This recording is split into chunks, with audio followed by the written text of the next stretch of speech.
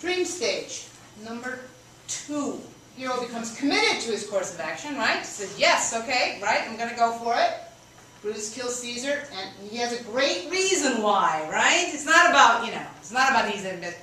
No, it's because he's a threat to the public good. How's that sound? That sounds really good. That sounds honorable. That's the public light self, isn't it? The private dark self says, well, whatever, right? We get glimpses of, we talked a little bit about public and private last week too. It's such an interesting category in Elizabethan England as well as in this play. And Shakespeare is marvelous about the wrapping of those two things, especially in this play, and in almost all of them, public, private, how they reflect and borrow and take off from one another. And so what happens is, for a while, things are going okay. Things are okay, we got away with killing Banquo, not a problem. Nobody seems to be saying too much. Right? And we killed Julius Caesar, okay, but I admitted it, right? Doesn't he say, I did it, but it was for the public good, remember, public good, not for me, public good, right? Everything's fine for a while, okay? Frustration stage. Guess what? Things begin to go wrong, almost immediately, right? What happens? We have to have the funeral scene, right? And Mark Antony, who escaped death the first time, who thought for sure that the conspirators were going to kill him too because he's the best friend of Caesar. Caesar makes sense. You like to bop off that guy too. You should never let that ally get away. This is, I think, the moral of this play. Don't ever let that ally get away, right? No wonder the president and vice president go in separate jets, kind of, right? So, what happens at the funeral scene, right? Who speaks first? Brutus. He thinks he's got it covered, does he not? And what happens when Mark Antony speaks? Completely turned around, right? Most likely the turning point of the play.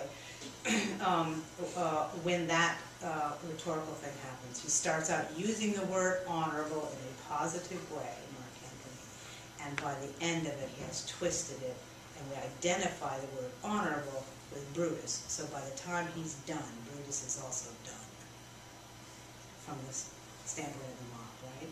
Oops. Okay.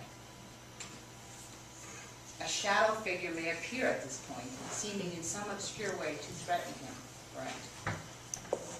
That's going back to the witches from Macbeth. Okay. Nightmare stage.